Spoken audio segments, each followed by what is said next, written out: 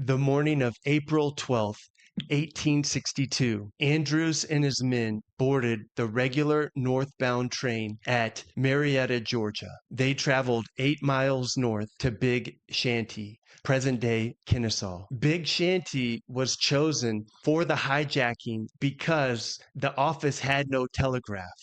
And that way, the Confederates could not send word ahead once they realized the train was taken. There was a problem, though. Big Shanty was also Camp McDonald, a Confederate training camp. That means the AO was crawling with Confederate soldiers. Andrews did not hesitate. When the train stopped and the crew and the passengers filed into the Lacey Hotel for breakfast, Andrews gave the signal. The raiders uncoupled the passenger cars and left them on the track, and they climbed aboard the locomotive, a 440 engine called the General. Along with the tender and 3 empty boxcars, they traveled north, right past the Confederate soldiers eating breakfast. The plan was methodical.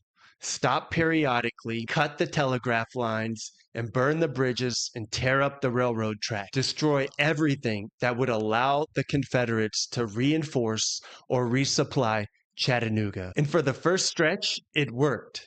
The raiders made progress, cutting wires, pulling rails. But they did not account for one man, William Fuller. Fuller was the conductor of the train. When he saw the locomotive running up the track, he did not file a report. He did not wait for orders. He started following the general on foot, then on a handcar, then on a series of commandeered locomotives.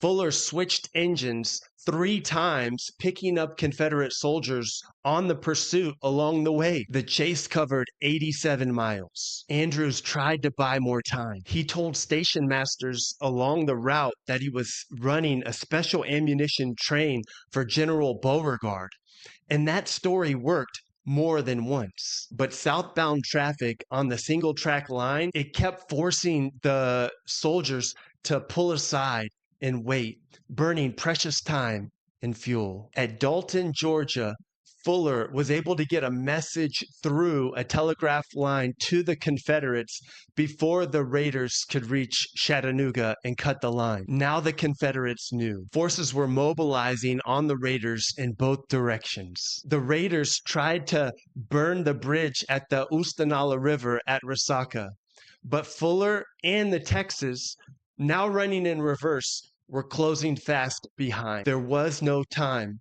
Rain had soaked the wood and the cross ties. Nothing would catch fire. 18 miles south of Chattanooga, the General locomotive ran out of fuel and water. The boiler pressure dropped. The locomotive coasted to a stop just north of Ringgold, Georgia. Andrews gave the order, abandon the mission, every man for himself, and the raiders dispersed across the Georgia countryside. Within 2 weeks, every single soldier was captured. Their mission had failed. But one of those captured raiders was about to make history that none of them could have ever imagined. That story is next.